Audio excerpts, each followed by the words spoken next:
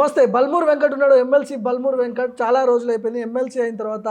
First interview ఇది నాది. చాలా ఉన్నాయి మాట్లాడుకొని, చాలా ఉన్నాయి. ఎమ్మెల్సీ అయిన తర్వాత మీరు ఛానల్ మారారు కాబట్టి మీకు అది ఉంది, కానీ ఈ ఛానల్ అని చెప్పండి 3 సార్లు ఇంటర్వ్యూ చేసిర్రు ఎమ్మెల్సీ అయినాక ఇదే ఆఫీస్లో. ఓకే సరే, పాయింట్కి వద్దాం. ప్రతిపక్షంలో ఉన్నప్పుడు ధర్నా, మేము అధికారంలోకి వచ్చిన తర్వాత ధర్నా చౌక్ని ఎత్తివేస్తాం, ఎవరు నిరసన దీక్ష అంటే ఎవరు ఇష్టం వచ్చినట్టు దానికి సంబంధించిన నిరసనలు అక్కడ చేసుకోవచ్చని మీరే చెప్పారు. పిసిసి అధ్యక్షుడిగా ఉన్నప్పుడు రేవంత్ రెడ్డి కూడా చెప్పారు. ఇప్పుడు 2 లక్షల ఉద్యోగాల విషయంలో గ్రూప్ 1 గ్రూప్ 2 ఈ ఉద్యోగాల విషయంలో అశోక్ సార్ మీతో పాటు ఉద్యమ సహచరుడు అనుకోవచ్చు, లేకపోతే మీతో పాటు కొట్లాడాడు, మీరు ఇద్దరు కలిసి కొట్లాడారు ప్రతిపక్షంలో ఉన్నప్పుడు. ఇప్పుడు ఆయన ఆమరణ నిరాహార దీక్ష కూర్చుంటే ఆయన ఇంటి చుట్టూ 100 మంది పోలీసులు నిరాహార దీక్షకి ధర్నా చౌక్లో ఎందుకు పర్మిషన్ ఇవ్వట్లేదు? విద్యార్థుల తరపునే కొట్లాడిండు కదా. ఇదే అశోక్ సార్కి సంబంధించి ధర్నా చౌక్లో గురుకులానికి సంబంధించి కానీ, డిఎస్సికి సంబంధించి కానీ, టెట్ పెట్టడానికి సంబంధించి కానీ, గ్రూప్ 2 గ్రూప్ 3 పోస్టుల పెంపుకు కానీ, గ్రూప్ 1 లాస్ట్ టైం దాని పోస్టుల పెంపుకు కానీ, జియో 46 అంశం పైన కానీ, ఇవన్నిటిపైన ధర్నా చౌక్లో అదే వారంలో అశోక్ సార్ చెప్తేనే 3-4 సార్లు ధర్నా చేశారు. ధర్నా చేసినప్పుడు స్వయంగా ఏదైతే సండే మీరు ధర్నాకు అప్లికేషన్ పెట్టుకుంటే సాటర్డే రోజు రాత్రి 2 o'clock వరకు అశోక్ సార్ తోటి నేనే మాట్లాడినా. సార్ ఇష్యూస్ ఏవైతున్నాయో, సమస్యలు ఏవైతున్నాయో, మీరు ఏదైతే డిమాండ్స్ పెట్టుకున్న ఈ 5 సమస్యలు, ఎందుకంటే ఇదే జియో 46 అంశం పైన మొదట్లో క్యాన్సిల్ చేయాలని చెప్పాను. ఏది మీరు మాట్లాడినాము, నేను మాట్లాడినాము. ఈరోజు క్లియర్ స్టాండ్, జియో 46 ఉద్యోగం వచ్చిన వాళ్ళకి ఉద్యోగాలు ఇవ్వకుండా క్యాన్సిల్ చేయమంటే దానిపైన ఎవరు కూడా స్పష్టత ఇస్తలేరు. ఎందుకనంటే ఆల్రెడీ దాని వలన ఉద్యోగం వచ్చిన పిల్లలకి నష్టం కాకుండా, at the same time merit స్టూడెంట్స్కి నష్టం కాకుండా చూసుకోవాలనే ఉద్దేశంతో మనం ఆలోచిస్తున్నాం. ఈరోజు జియో 46ని కంప్లీట్గా రద్దు చేయాలని చెప్పి డెసిషన్ తీసుకుంటే సెలెక్షన్ అయ్యి ఉద్యోగాలు వచ్చిన పిల్లల పరిస్థితి ఏంటి? ఇంకోటి, జియో 46 అంశము సెలెక్షన్ లిస్ట్ మనం చెప్పినప్పుడు సెలెక్షన్ లిస్ట్ ప్రకటించలే. ఏదైతే ప్రభుత్వం ఏర్పడక ముందే పోయిన బీఆర్ఎస్ గవర్నమెంట్లోనే ఉద్దేశపూర్వకంగా విద్యార్థులను విభజించి పాలించాలి, విద్యార్థుల మధ్యలో కొట్లాట పెట్టాలని చెప్పని వాళ్ళే సెలెక్షన్ లిస్ట్ అనౌన్స్ చేశారు.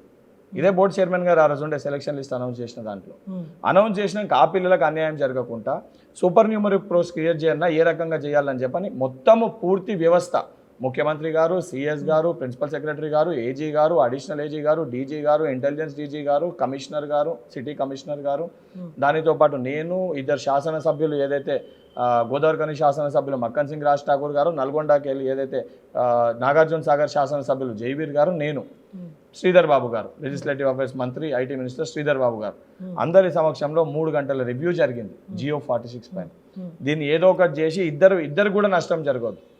దానితో పాటు ఎవరైతే తప్పు బోనఫైడ్లు పెట్టిన వాళ్ళపైన ఎంక్వైరీ జరగాలన్నా ఆల్రెడీ బోనఫైడ్లు తప్పు పెట్టిన వాళ్ళని ఎంక్వైరీ జరుగుతారు, వాళ్ళని తొలగిస్తారు. ఆల్రెడీ ఆ ప్రాసెస్ నడుస్తుంది. దానితో పాటు ఏదైతే ఆల్రెడీ ఉద్యోగం ఇచ్చిన పిల్లగాని తప్పేం లేదు కదా, ఆల్రెడీ సెలెక్షన్ పిల్లగాని ఉద్యోగం వచ్చినాక ఉద్యోగం క్యాన్సిల్ అయిందనుకో వారికి కూడా ఇబ్బందే కదా. ఆ పిల్లలకి ఇబ్బంది జరగొద్దు, ఈ తప్పుడు ప్రాసెస్ వల్ల ఎవరైతే మెరిట్ లిస్ట్లో ఇబ్బంది పడరో ఈ పిల్లలకి అన్యాయం జరగొద్దు. అట్ ద సేమ్ టైం లీగల్గా కాంప్లికేషన్ రాకుండా చూసుకోవాలి. అంటే జుడిషియల్గా ఎంటైర్ నోటిఫికేషన్ క్యాన్సిల్ కాకుండా కూడా చూసుకోవాలి. ఎందుకనంటే లాస్ట్ టైం మనమే ఉన్నాము, ఏదైతే గ్రూప్ 1లో బయోమెట్రిక్ విధానాన్ని ఫాలో కాలేదు అని చెప్పి గ్రూప్ 1 కేసు క్యాన్సిల్ అయిందా, ఎందుకు నోటిఫికేషన్ లో పెట్టిన ఒక అంశం ఫాలో కాలే అని చెప్పి గ్రూప్ 1 ఎంటైర్ నోటిఫికేషన్ క్యాన్సిల్ అయిందా లేదా దాన్ని బేస్ చేసుకొని. ఇప్పుడు జియో 46ని మనం ఏందో ప్రాపర్ ఎవిడెన్స్ లేకుండా, ప్రాపర్ చెప్పకుండా గవర్నమెంట్ అకస్మాత్తుగా తీసేసినాం అనుకోండి, నోటిఫికేషన్ మొత్తం క్యాన్సిల్ అయ్యే ఒక పరిస్థితి ఉంది. అన్న ఒక ఇష్యూ మాట్లాడినప్పుడు నేను కూడా యాక్సెప్ట్ చేస్తాను. ఎందుకంటే నేనంటే గతంలో అన్ని అంశాలపైన జియో 46 అన్ని అంశాలపైన ఫైట్ చేసి 12 కేసులు ఉన్నాయి. ఇంకోటి అన్న, మేము ఎక్కడ కూడా అధికారంలోకి వచ్చినాక మేము విద్యార్థులకి దూరం లేను. ఒక క్వశ్చన్ అడిగినప్పుడు ఏదైతే సంబంధించి కల్వకుంట్ల చంద్రశేఖరరావు గారు ఉద్యోగాలు ఉన్నాయని ఎప్పుడు ప్రకటించారు? ఏ అసెంబ్లీ సెషన్ లో ప్రకటించారు? అడిగిన దానికి సమాధానం చెప్పాను. ఏ అసెంబ్లీ సెషన్ లో ప్రకటించారు? అది ఏ నెల? ఎన్ని రోజులు అవుతుంది ప్రకటించి? సంవత్సరం అవుతుంది. సంవత్సరం అయినప్పుడు మరి కల్వకుంట్ల చంద్రశేఖరరావు గారు ప్రకటించిన ఉద్యోగాలు ప్రకటించడం ఇంపార్టెంటా, ఉద్యోగాలు ఇచ్చుడు ఇంపార్టెంటా? ప్రకటించిన ఉద్యోగాలు ఎందుకు ఇవ్వలేకపోయాడు? ఎందుకు కేసులున్న చిక్కుముడ్లని ఇప్పలేకపోయినారు? ఎందుకు హారిజాంటల్ వర్టికల్ ఇష్యూని తేల్చలేకపోయినారు? సుప్రీంకోర్టు ఆర్డర్ ఉన్న దాన్ని ఎందుకు అమలు చేయలేకపోయారు? ఎందుకు 18 ఉద్యోగ నోటిఫికేషన్లు ఇవ్వాల్సిన రిజల్ట్స్ ఎందుకు పెండింగ్ లో పెట్టిండ్రు? ఒక మాట భార్గవ్, నువ్వు ఒక క్వశ్చన్ అడిగినావు, నువ్వు ఒక క్వశ్చన్, నీకు విషయం చెప్తున్నా, నీకు విషయం చెప్తా. నువ్వు ఒక క్వశ్చన్ అడిగినావు, ఆ క్వశ్చన్ కి సమాధానం చర్చ చేయగలగాలి. కేవలం ఏదైతే విద్యార్థులు చూడాలని చెప్పని సగం చేసి దయచేసి విద్యార్థులకి తప్పుడు మెసేజ్ పంపే తప్పుడు ప్రయత్నం వసతి చేయకండి. ఉండదు. తప్పుడు మీరు రెండు క్వశ్చన్లు అడిగారు. ఫస్ట్ ఏం అడిగారు, ఏదైతే సంబంధించి జియో ఫార్సిక్స్ అంశం పైన మాట్లాడుతున్నా ఒక విషయం హక్కు లేదా ధర్నా చౌక్ లో. ఇప్పుడు నువ్వు ఫస్ట్ అడిగిన క్వశ్చన్ ఏంది, ఉద్యోగాల గురించి అన్నావు. దాని గురించి స్పష్టత చెప్తుంటే మళ్ళీ గ్రూప్ 1 గ్రూప్ 2 గ్రూప్ 3 అని డైవర్ట్ చేసినావు. దాని గురించి ఎక్స్ప్లెనేషన్ ఇస్తుంటే మళ్ళీ తీసుకుపోయి నిరసన తెలిసే పర్మిషన్ లేదా అంటున్నావు. నువ్వు క్వశ్చన్ అడిగినప్పుడు ఏదైతే సంబంధించి మీడియా పరంగా ఏదైతే మా నిరుద్యోగుల సోదరులకి స్పష్టత ఇవ్వాల్సిన బాధ్యత మా పైన ఎంత ఉంటుందో దాన్ని చూపించాల్సిన బాధ్యత మీ పైన అంతే ఉంటుంది. దాన్ని తప్పుదోలో పట్టించకండి. మీరు ఏదైతే అశోక్ సార్ దీక్ష గురించి అంటున్నారు, అశోక్ సార్ 3 సార్లు ఇందిరా పార్క్ ఆడ దీక్ష చేసినప్పుడు ఇదే అశోక్ సార్ కి సంబంధించి నేను పిలిచి దాంతో పాటు జియో 46 పిల్లల్ని, డిఎస్సి పిల్లల్ని అందరినీ ఏది పిలిచి మాట్లాడుకుంటూ కాదు, దాని ముందు రోజు నేనే చిక్కడపల్లి సెంట్రల్ లైబ్రరీకి పోయి గ్రూప్ 2 గ్రూప్ 3 డేట్స్ వచ్చినప్పుడు ఆడ పిల్లల కోపం ఉందని తెలిసి కూడా, ఎందుకనంటే మేము వాళ్ళకి సమాధానం చెప్పాలి, మేము బాధ్యత గల పొజిషన్ లో మేము ఉన్నాం, వాళ్ళకి మేము సమాధానం చెప్పాల్సిన బాధ్యత మా పైన ఉంది కాబట్టి 3 గంటలు చిక్కడపల్లి సెంట్రల్ లైబ్రరీకి పోయి నేను మాట్లాడు. సరే అందులో ఉన్న జియో 46 నువ్వు చెప్పిన క్యాన్సిల్ చేస్తాను, ఎందుకు చేయలేని అడున్న మా తమ్ముడు నన్ను అడిగిండు. దాన్ని నేను దానికి ఆన్సర్ చేయకుండా నేను వెళ్ళి రాలేదు కదా. నేను ఏదైతే 3 గంటలు అక్కడ ఉండి సార్ ఇష్యూస్ ఏవేవైతే ఉన్నాయో అన్నిటినీ ఒక పేపర్ పైన పెట్టండి, అమలు చేయడానికి లీగల్ గా కాంప్లికేషన్ రాకుండా కూడా కేసు వేసిన విద్యాసాగర్ గారిని, రమేష్ చెల్లా సార్తో కూడా మాట్లాడినాను. సార్ లీగల్ ఏ రకంగా చేయగలుగుతాం, ఎందుకనంటే ఒక నోటిఫికేషన్ మనం ఇచ్చి ఏదైనా డెసిషన్ తీసుకున్నా కూడా రేపు పొద్దున కోర్టు వెళ్తే ఆ నోటిఫికేషన్ క్యాన్సిల్ కాకుండా చూసుకోవాల్సిన బాధ్యత కూడా మన పైనే ఉంటుంది. ఆ రకంగా కాక మనం ఒక డెసిషన్ తీసుకొని మళ్ళీ కోర్టులో ఎవరైనా కేసు వేసి స్టే వచ్చింది అనుకోండి దానిపైన, అప్పుడు మీరే అంటారు మీకు బుద్ధి ఉందా తెలివి ఉందా, మీరే ఉద్దేశపూర్వకంగా కేసులు వేసి ఆ కేసుని రిజాల్వ్ చేయక ఉద్యోగాలు ఇచ్చే ఉద్దేశం లేదని చెప్పి గత ప్రభుత్వాన్ని ఎట్లయితే మనం తిట్టినామో అదే తప్పు మనం చేస్తే రేపు పొద్దున మనని కూడా అదే మాటలు తిడతారు. సో మాకు అవగాహన నుండి చాలా స్పష్టంగా అశోక్ సార్ చెప్పిన, సార్ మనం ప్రొటెస్ట్ ఎప్పుడు చేస్తామనంటే ప్రభుత్వం మనం చర్చలకి పిలవకపోతే, ప్రభుత్వం మనతో మాట్లాడకపోతే 100% మీరు ప్రొటెస్ట్ చేయండి సార్, నేను కూడా యాక్సెప్ట్ చేస్తాను. ఎందుకంటే అది అవసరం. ఎందుకంటే మన సమస్య ప్రభుత్వం దృష్టికి తీసుకెళ్లడం 100% అవసరం. దానికి ఎవరో ఒక వ్యక్తి ఉండాలి. ఎందుకంటే గతంలో నేను ప్రతిపక్షంలో ఉన్నప్పుడు నేను పోరాటం చేసిన, ఈ రోజు ఆ పాత్ర అశోక్ సార్ కానీ ఇంకొంతమంది పోషిస్తారు. నేను తప్పు పడుతుంది 100% కరెక్ట్. కానీ నేను ఒక ఎమ్మెల్సీ స్థానంలో ఉండి ఏదైతే విద్యార్థుల సమక్షంలో నేను చిక్కడపల్లి సెంట్రల్ లైబ్రరీలో నేను మాట ఇచ్చి తీసుకెళ్తాను సార్, ఒక రిపోర్ట్ తయారు చేయండి, ముఖ్యమంత్రి గారు టైం తీసుకున్నాము, ఈ 2 రోజుల్లో 3 రోజుల్లో ఇమీడియట్ గా ఫస్ట్ ఒక మంత్రి గారిని కలిసి వారితో ముఖ్యమంత్రి గారు టైం తీసుకొని నెక్స్ట్ వీక్ లో టైం తీసుకొని ఒక గంట సేపు ముఖ్యమంత్రి గారు టైం తీసుకొని ఒక 20 మంది అన్ని అంశాలకు సంబంధించి ముగ్గురు స్టూడెంట్స్, లీగల్ అడ్వకేట్స్ కేసు చేసిన ఒక 2, దాంతోపాటు మీరు, నేను, మా రాజ్యసభ సభ్యుడు అనిల్ కుమార్ యాదవ్ గారు అందరం కలిసి ముఖ్యమంత్రి గారితో అన్ని డిపార్ట్మెంట్స్ పిలిచి చర్చించి సమస్యని పరిష్కరించుకున్నాం సార్. అప్పుడు కూడా మన సమస్యలు పరిష్కారం కాకపోతే ఆ చర్చలు మనకి ఏదైతే ప్రాపర్గా అయ్యి మన సమస్యలు పరిష్కారం కావనిపిస్తే 100% మీరు ప్రొటెస్ట్ చేయండి సార్, దాన్ని నేను తప్పు పడతలేను sir. At the same time నేను స్వయంగా పర్మిషన్ కోసం నేను చెప్పిన సండే రోజు గవర్నమెంట్కి సంబంధించి ఎలక్షన్ కోడ్ వస్తుందని చెప్పని ఫ్రైడే సాటర్డే సండే 3 రోజులు కూడా ఏది దీనికి సంబంధించి దాని ఉద్దేశం పెట్టుకొని పర్మిషన్ ఇస్తలేము, తర్వాత ఇస్తామని చెప్పారు. ఎందుకంటే ఇదే అశోక్ సార్కి ఇదే విద్యార్థులకి దానికంటే 2-3 సార్లు ధర్నా చౌక్లో గురుకులం దానికి సంబంధించి ఇచ్చారు. మీరు కూడా పోయి ఆడ వాయిస్ తీసుకోరు, మీరు కూడా తీసుకోరు. వాళ్ళు దానికి అదే చెప్పారు. చెప్పినప్పుడు నేను చర్చలకి సిద్ధం రండి అని చెప్పి రాత్రి 2 గంటల వరకు కూడా అశోక్ సార్ ఇక్కడ నాతో మాట్లాడారు.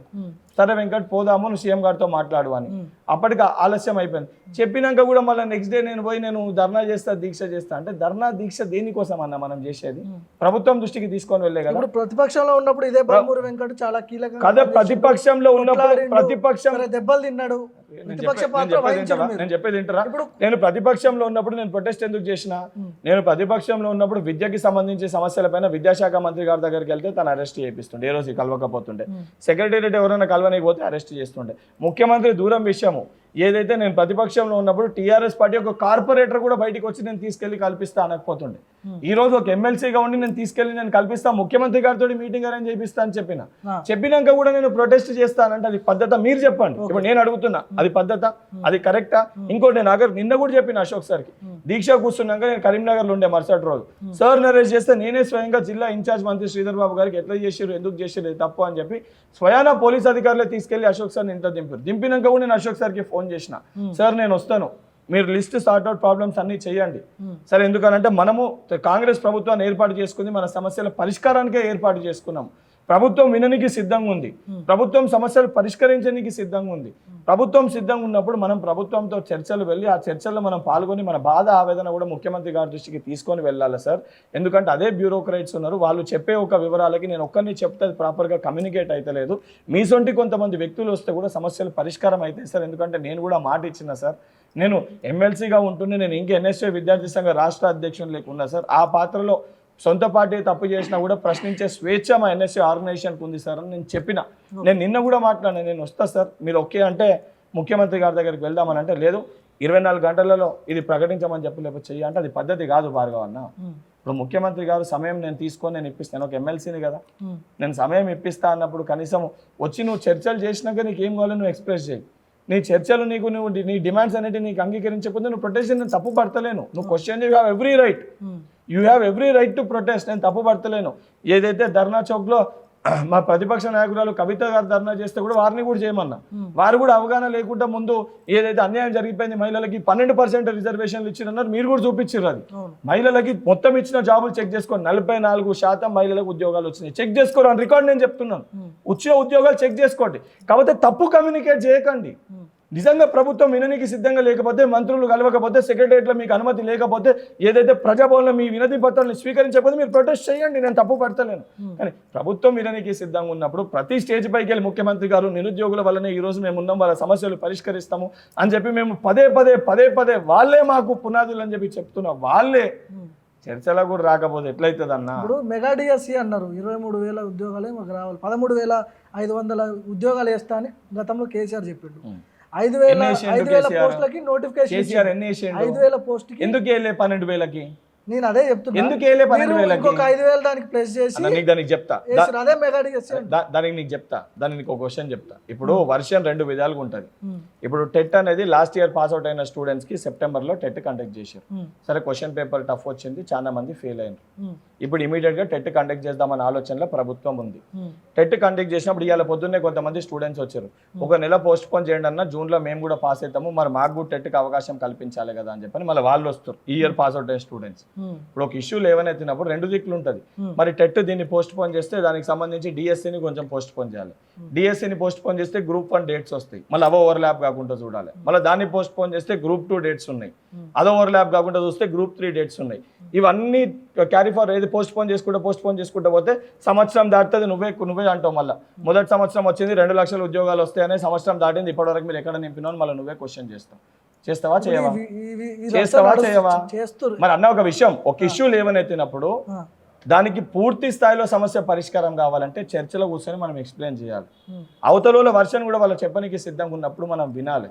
ఎందుకనంటే ఇది కేవలం మీ సమస్యను, నా సమస్యను, అశోక్ సార్ సమస్యను, కొంతమంది పిల్లల సమస్య కాదు. ఇది రేపటి తెలంగాణ భావి భారత పౌరుల సమస్య, లక్షలాది మంది పిల్లల సమస్య. ఏదైతే 20% మంది పిల్లలు ఇబ్బంది పడుతున్న పిల్లలతో పాటు ఎంటైర్ నోటిఫికేషన్ క్యాన్సిల్ కాకుండా వాళ్ళకు ఉద్యోగాలు ఇస్తామనే హామీ కూడా, ఒక భరోసా కూడా ముఖ్యమంత్రి గారు ఇచ్చారు. ఆ భరోసా పైన నిలబడాల్సిన బాధ్యత కూడా ప్రభుత్వం పైన ఉంది. ఇంకోటి, మేము ఎక్కడ కూడా ఉద్యోగాలు ఇయ్యము, తప్పించుకునే ప్రయత్నం ఈ ప్రభుత్వానికి లేదు. ఉన్న ఖాళీలన్నీ భర్తీ చేస్తాము, జాబ్ క్యాలెండర్ని కూడా ప్రకటిస్తాము. దానితో పాటు లీగల్గా ప్రాబ్లం రాకుండా, ఎందుకంటే మీకు నాకు తెలుసు లీగల్గా పోయి ఏదైనా కేసు వేసి ఎంటైర్ నోటిఫికేషన్ పైన స్టే ఇస్తే ఇబ్బందులు ఏ రకంగా ఉంటాయో.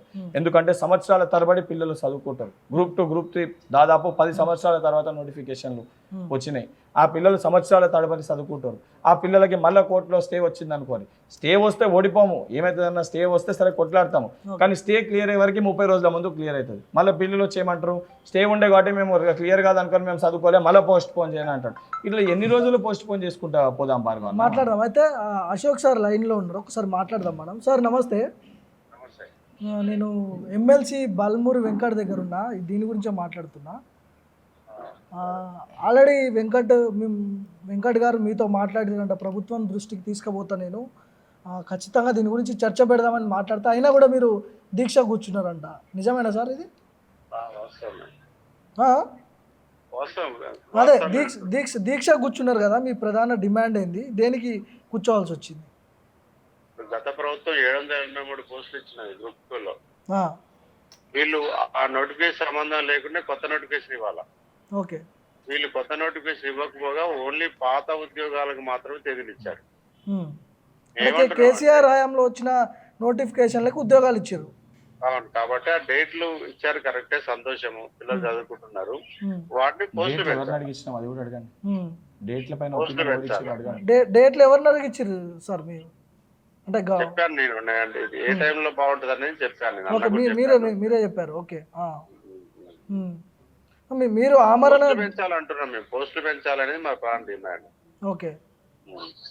సో ఆమరణ పోస్టులు పెంచితే ఆటోమేటిక్ గా నేను దీక్ష విరమించుకుంటాను. మేము డిమాండ్ పెట్టాము, 787 ఉన్నాయి, 2000 పోస్టులు పెంచండి. 1388 ఉన్నాయి, 3000 పెంచండి. ఇమీడియట్ టెట్ ఎమ్మటే వేయండి. టెట్ ఇవ్వడానికి ఇబ్బంది, ఎలాంటి ఆటంకాలు ఏం లేవు. ఇంకోటి ఏంటంటే ఎన్నికల నేపథ్యంలో గురుకుల బోర్డును మొత్తం గందరగోళం చేశారు.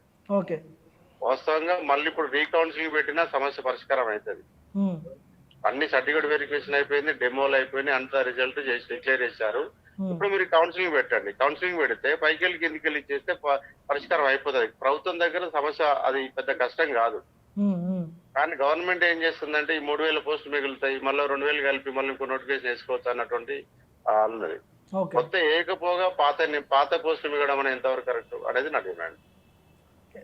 వెంకట్ గారు ఏం చెప్తారు? మీకు ఎక్స్ప్లెయిన్ చేస్తాను.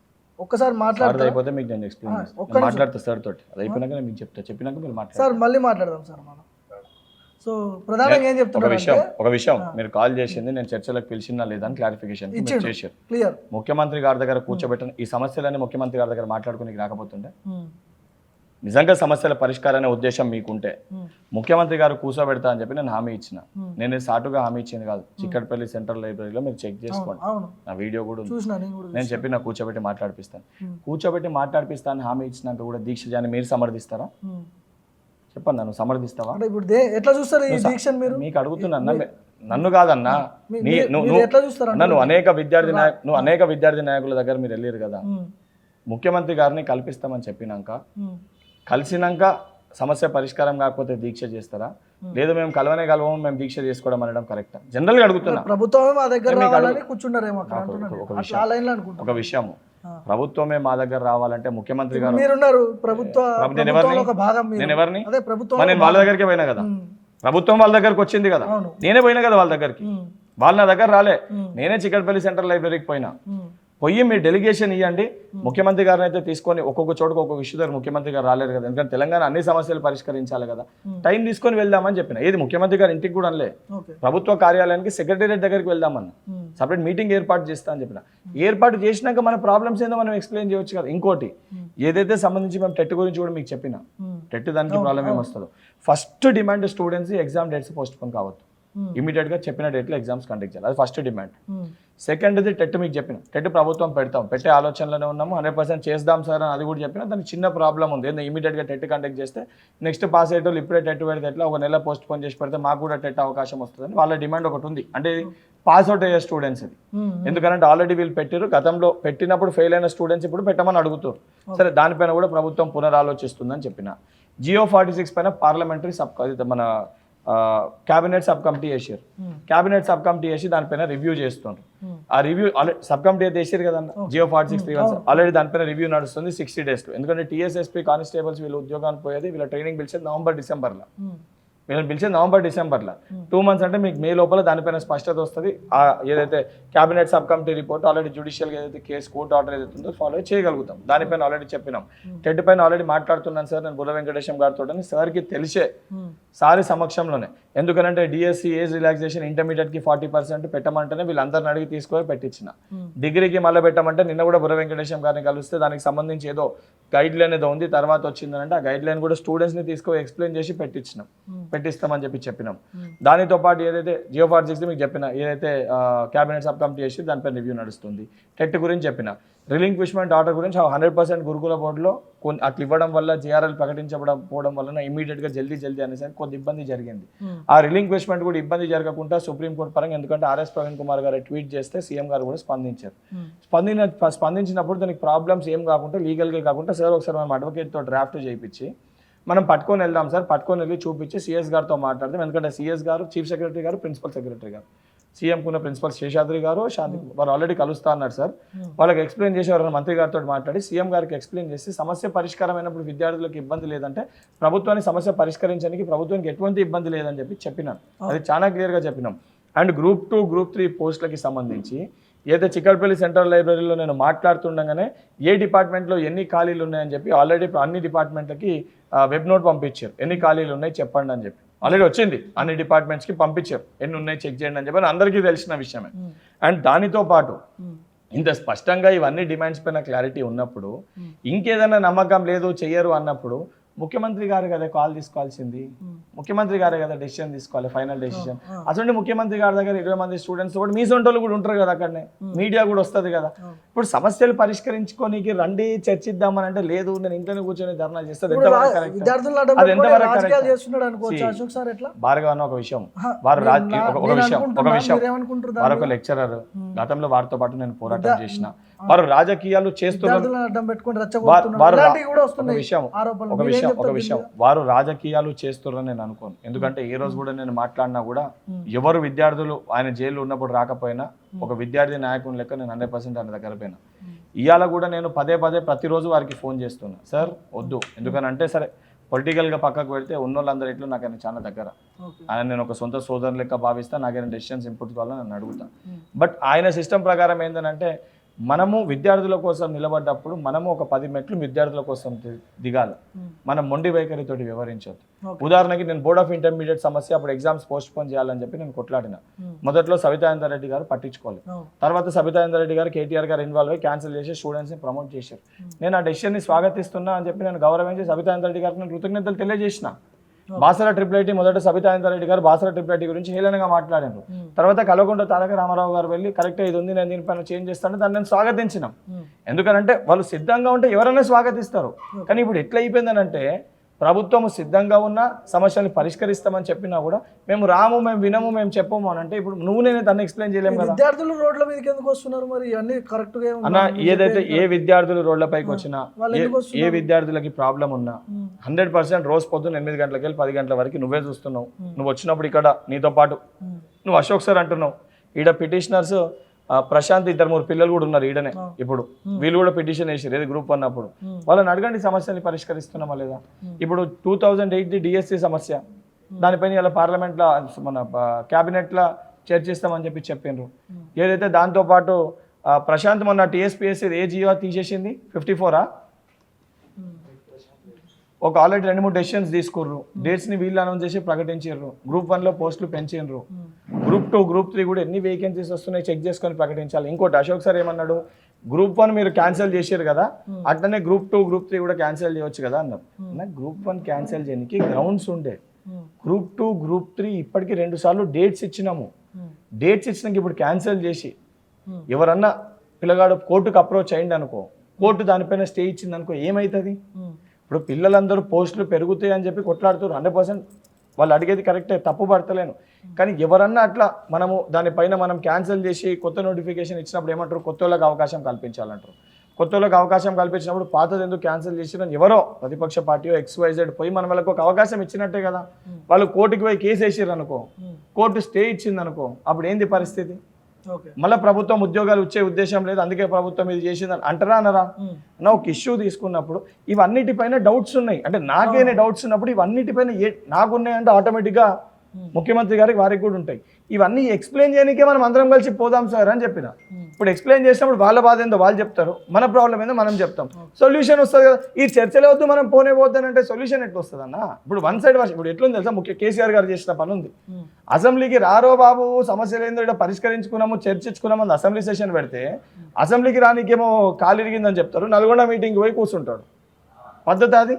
సో మొత్తానికి మీకు విద్యార్థుల తరపున ఇప్పటికీ 100% నేను లేకపోతే అయిన తర్వాత ఏం మారలేదా? మీకు ఏం చెప్తున్నా, మారిననో మారలేదు ఆ రోజు ఎట్లా సమాధానం చెప్పినా ఇవాళ కూడా నేను సిద్ధంగా ఉన్నా. ప్రభుత్వం 100% విద్యార్థుల కోసం నిరుద్యోగుల కోసం పనిచేస్తుంది. ఇంకోటి, ప్రభుత్వంలో ఉన్న ఏదైతే సంబంధించి మమ్మల్ని తిట్టే హక్కు కానీ మమ్మల్ని ప్రశ్నించే హక్కు కానీ కేవలం విద్యార్థులకి నిరుద్యోగులకు ఉంది. 100% వారికి సమాధానం చెప్పాల్సిన బాధ్యత మా పైన ఉంది. కాకపోతే వీళ్ళకి ఏదైతే ఈ తప్పిదాలు మొత్తం చేసిన కొంతమంది దొంగలు ఎవరైతే ఉన్నారో, ప్రతిపక్ష పార్టీలు ఎవరైతే మాట్లాడిన వ్యక్తులు ఎవరైతే ఉన్నారో, ఈ రోజు వాళ్ళు వచ్చేసి ఏదో సుఖపురుషులు లెక్క కరెక్ట్ లెక్క మాట్లాడి చేసి ఉద్యోగాలు ఇస్తుంటే అడ్డుకోనికి ఏదైతే కవిత గారు చేసే దొంగ దీక్షలు కానీ ఏదైతే కొంతమంది నాయకులు కొన్ని అంశాలు వాళ్ళు తీసుకొచ్చిన అంశాలే వాళ్ళకి అవగాహన లేకుండా వాళ్ళు ప్రభుత్వాన్ని విమర్శిస్తారు చూడండి. అసొంటి వ్యక్తులు ఎవరన్నా విద్యార్థులకి నిరుద్యోగులకి అడ్డం పడి ఉద్యోగాలు రాకుండా చేసే ప్రయత్నం చేస్తే ఆ రోజు బల్మూరి వెంకట్ ప్రతిపక్ష పార్టీలో ఉండి ఏ రకంగా అయితే కొట్లాడినరో అసొంటి దొంగల చిట్టా కూడా బయట పెడితే వాళ్ళపైన కూడా తప్పనిసరిగా చివరిగా చెప్పండి అన్న, 2 లక్షల ఉద్యోగాలు అన్నారు కదా ఏడాదిలో, కట్టుబడి ఉన్నారా దానికి? బల్మూరి వెంకట హామీ 100% ఉన్నాం. విద్యార్థులకు మేము ఇస్తాన్న ఉద్యోగాలకు 100% కట్టుబడి. కేసీఆర్ హయాంలో వచ్చిన నోటిఫికేషన్ కాకుండా అన్న నాకు విషయం అడుగుతా, బిస్వాల్ కమిటీ రిపోర్ట్ ఎప్పుడు ఇచ్చింది? మీరు Biswal committee report, Biswal committee 2 లక్షల ఉద్యోగాలు ఇస్తారు. బిస్వాల్ కమిటీ రిపోర్ట్ ఏమి ఇస్తారా ఇచ్చింది? లేదా ఏడాదిలో? బిస్వాల్ కమిటీ రిపోర్ట్ ఎప్పుడు ఇచ్చింది? బిస్వాల్ కమిటీ రిపోర్ట్ ఎప్పుడు ఇచ్చింది అన్న? ఏ సంవత్సరంలో ఇచ్చింది చెప్పండి. నన్ను అడిగినప్పుడు మీద అది కూడా ఉండాలి కదా. ఇప్పుడు నన్ను మీరు ఒక క్వశ్చన్, నేను విద్యార్థుల తరపున ఒక క్వశ్చన్ అన్న నన్ను మీరు ఒక క్వశ్చన్ అడిగారు, నేను మీకు ఏమడుతున్నా? బిస్వాల్ కమిటీ రిపోర్ట్ కమిటీకి ఏం సంబంధం? నాకు తెలంగాణ మేనిఫెస్టోలో పెట్టరు మీరు నేను 2 లక్షల నీకు దానికి ఉద్యోగాలు ఆన్సర్, నీకు దానికి ఆన్సర్ చేసిన, నీకు దానికి ఆన్సర్ చేసిన, నేను దానికి నేను ఇస్తా అని చెప్పిన. చెక్ చేసుకో అన్నాను, రికార్డ్ చెక్ చేసుకో. నువ్వు అడిగిందే మళ్ళీ అడుగుతున్నావు. కట్టుబడి ఉన్నాను నేను చెప్పినా, నీకు నేను కట్టుబడి ఉన్నాను నీకు చెప్పిన. దాంతోపాటు నిన్ను నేను ఒక క్వశ్చన్ అడిగిన, బిస్వాల్ కమిటీ రిపోర్ట్ ఎప్పుడు ఇచ్చింది? నువ్వు కేసీఆర్ ఇస్తా ఉన్న ఉద్యోగాలు కేసీఆర్ 2014లో చెప్పిండు సంవత్సరానికి 2 లక్షల ఉద్యోగాలు ఇస్తాను. ఎప్పుడు 2014 మేనిఫెస్టోలో చెప్పిండు. ఆడు 10 సంవత్సరాలు ఇయ్యలే, వాడు 10 years ఇయ్యలే. నువ్వు వాడిచ్చిన ఉద్యోగాలు చెప్తున్నా. అంటే ఆ వ్యక్తి కేసీఆర్ గారు ఇచ్చిన ఉద్యోగాలు అని అంటే నాకు బాధ కోపం వస్తుంది. 10 సంవత్సరాలకే చెప్తుండే ఆయన ఉద్యోగాలు ఇస్తుండ అని చెప్పాను. ఆయన ఇయ్యలే ఎప్పుడు కూడా. కానీ రేవంత్ రెడ్డి గారు ముఖ్యమంత్రి అయినాక చాలా స్పష్టంగా ప్రతి దానిపైన కాన్ఫిడెంట్గా ఏ లీగల్ ఇష్యూస్ రాకుండా 100% ఉద్యోగాలను అందజేస్తారు. 100% ఎక్కడ తప్పులు జరుగుతలే, 1-2 పొరపాటు జరగలే అంటలే. 2 మిస్టేక్స్ ఉన్నాయి. ఏది గురుకులంలో దీంట్లో జరిగిన దాన్ని సరిదిద్దుకోనికి ప్రభుత్వం సిద్ధంగా ఉంది. సిద్ధంగా ఉన్నప్పుడు చర్చలకు వచ్చి చెప్పాలి కదా.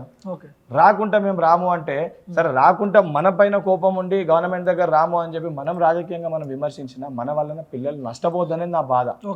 ఇప్పుడు ముఖ్యమంత్రి గారు విననికి సిద్ధంగా ఉన్నప్పుడు, చర్చలకి పిలిచినప్పుడు మనం వెళ్ళకుండా మనం చెప్పకపోతే పరిష్కారం అయ్యే సమస్యలు కూడా పరిష్కారం కావు కదా. అప్పుడు ఎవరు నష్టపోతారు? మనమే కదా నష్టపోయేది. మనం అంటే అన్నిటికంటే పెద్ద కులం యువకులమే నష్టపోతారు కదా. ఆ యువకులం నష్టపోకుండా మనం అన్నిటికీ మన ఈగోల్ని మన కోపాలని పక్కన పెట్టి ఫస్ట్ ప్రయారిటీ వాళ్ళకి ఇవ్వాలి. ఇప్పుడు నాకు కూడా అనిపిస్తుంది అన్న, ఎక్కడన్నా పోతే నన్ను తిట్టిర్రు అనుకో, అవసరమా నాకు కూడా 100 మంది చెప్తారు. నేను ఎక్కడికైనా పోతున్నానంటే అవసరమా పోవద్దని నాకు కూడా డిపార్ట్మెంట్ వాళ్ళు చెప్తారు. ప్రభుత్వంలో ఉన్న కాబట్టి పోకు అని, అది మీకు కూడా తెలుసు. కానీ ఎక్కడ ఎవరు చెప్పినా స్టూడెంట్స్లో కోపం ఉందని అంటే వాళ్ళు తిడతారని తెలిసి కూడా నేను పోయినా అన్న. ఎందుకనంటే గతంలో ఉన్న నువ్వు ఇంకో కోణంలో కూడా ఆలోచించారు. గత ప్రభుత్వంలో ఏ విద్యార్థి నాయకుడు అన్నా గెలిచినాక ఎవరన్నా ఉస్మానియా యూనివర్సిటీకి టికెట్ పెరిస్తే మరి దాన్ని ఎక్కడ కూడా చెప్పకపోతే అది నేను ఎందుకు పోతున్నా? నా గవర్నమెంట్కి వెళ్ళి ఇన్స్ట్రక్షన్స్ ఉంటేనే కదా, సీఎం గారు చెప్తానే కదా. మరి ఇంత పద్ధతిగా ఇంత క్లారిటీగా మేము ఉన్నాము, చర్చలకి సిద్ధం అన్నాక కూడా దాన్ని పట్టించుకోకుండా ఈ రకంగా చేయడాన్ని సమర్థించి విద్యార్థి లోకాన్ని మోసం చేసినట్టు అది అవుతుందా కాదా మీరు ఆలోచించారు. నా బాధ్యతగా మేము అన్న వాటికి కట్టుబడి ఉన్నాము, మేము చేయనికి సిద్ధంగా ఉన్నాము. లీగల్ కాంప్లికేషన్స్ రాకుంటే ఏ సమస్య ఉన్నా ప్రతి సమస్యని పరిష్కరించనీకున్నాము. 100% స్టూడెంట్స్కి ఏదైతే ఇబ్బందులు పడుతున్నారో ఇబ్బందులు తొలగిస్తూ లీగల్గా నోటిఫికేషన్లకు ఇబ్బంది కాకుండా ప్రతి ఉద్యోగం ఇచ్చేదానికి మేము కట్టుబడి ఉన్నాం. అది మేము క్లారిటీతో ఉన్నాం. థ్యాంక్ యూ అన్న, థ్యాంక్ యూ. సో ఇది మొత్తానికి ప్రతిపక్షంలో ఎట్లయితే నా పాత్ర ఉందో ఖచ్చితంగా నిరుద్యోగుల పక్షాన విద్యార్థుల పక్షాన బల్మూరి వెంకట్ పాత్ర అట్లనే ఉంది. ఎన్ఎస్యుఏ రాష్ట్ర అధ్యక్షుడిగా ఇంకా నేనే ఉన్నా. సో ఎమ్మెల్సీ అవ్వకపోవచ్చు కానీ విద్యార్థుల పక్షాన ఎప్పటికీ కొట్లాడుతూనే ఉంటా అంటున్నారు. 2 లక్షల ఉద్యోగాలు ముఖ్యంగా మేనిఫెస్టోలో పెట్టిన వీళ్ళు ఖచ్చితంగా అమలు చేస్తా అని కూడా బల్మూరి వెంకట హామీ ఇస్తున్నాడు. చూద్దాం రానున్న రోజుల్లో ఇంకా ఎలాంటి పరిణామాలు ఉండబోతున్నాయి.